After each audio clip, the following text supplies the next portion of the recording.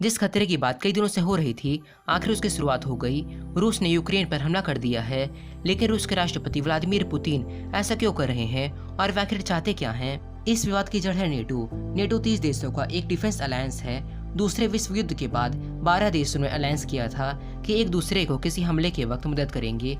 फिलहाल अब इसमें 30 देश शामिल हैं, जिसमें यूरोप के कई देश हैं, अमेरिका है, यूके है।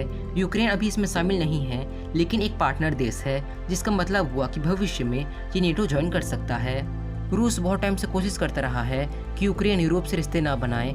रूस नहीं चाहता कि यूक्रेन का संबंध नेटो से हो या यूरोपीय यूनियन से। पुतिन को वेस्ट और यूक्रेन दोनों से गारंटी चाहिए कि यूक्रेन नेटो नहीं ज्वाइन करेगा, साथ ही अपनी मिलिट्री हटाए और न्यूट्रल देश बन जाए।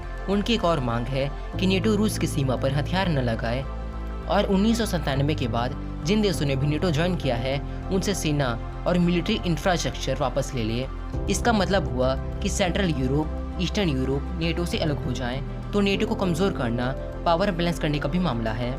कोई देश नेटो को तो छोड़ना नहीं चाहेगा, तो जाहिर है कि पुतिन की मांग मानना नामुमकिन ही है।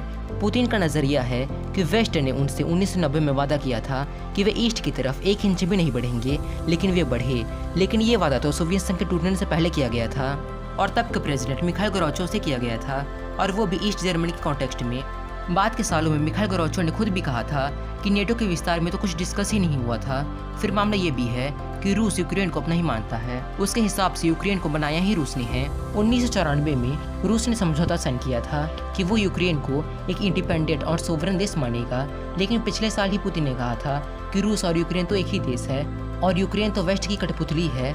वैसे भी वो कभी प्रॉपर देश नहीं था। 1991 में जब सोवियत संघ टूटा तो रूस, यूक्रेन और बाकी 13 अलग अलग देश बने। इनकी अपनी सरकारें, इकोनॉमी और कानून हैं, लेकिन यूक्रेन के कई लोग रूस से ज़्यादा रिलेट करते हैं। ईस्ट यूक्रेन में रशियन मेन लैंग्वेज है। कल्चरली, सोशली दोनों आपस में जुड़े हुए हैं।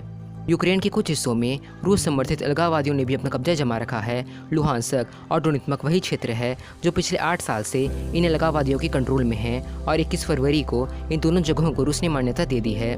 2014 में इन रूस समर्थित अलगाववादियों ने यूक्रेन पर हमला किया था और इन क्षेत्रों को कब्जे में ले लिया था। यूक्रेन और वेस्ट कंट्रीज का कहना है कि इन सेपरेटिस्ट को रूस मदद कर रहा था। रूस तो इस बात से इनकार करता रहा है। उसी वक्त रूस ने भी यूक्रेन के क्रीमिया पर कब्जा कर लिया। 2015 में युद्ध रुका, समझौता हुआ, लेकिन फिर भी टेंशन खत्म नहीं हुई। इन दोनों के बीच पुतिन का ये भी तर्क है कि अगर यूक्रेन नेटो ज्वाइन कर लेगा तो नेटो क्रीमिया को छीन लेगा। सवाल ये भी है कि रूस किस हद तक आगे बढ़ेगा। हो सकता है कि पुतिन ईस्ट यूक्रेन में पीस कोड तोड़ने तक ही रुक जाएं, लेकिन किसी डिप्लोमेटिक सॉल्यूशन का कोई चांस नजर नहीं आ रहा है और वेस्ट को लग रहा है कि रूस और आगे बढ़ेगा। अमेरिका के प्रेसिडेंट जो बाइडेन ने तो कहा है कि रूस यूक्रेन की राजधानी कीव पर हमला करेगा, जहां 28 लाख लोग रहते हैं। रूस यूक्रेन की लोकतांत्रिक सरकार को उखाड़ने की कोशिश कर सकता है। पुतिन तो और चीजें भी कर सकते हैं, एक तो यूक्रेन में नो फ्लैग जोन बना के, या तो यूक्रेन के एयरपोर्ट्स को ब्लॉक करके।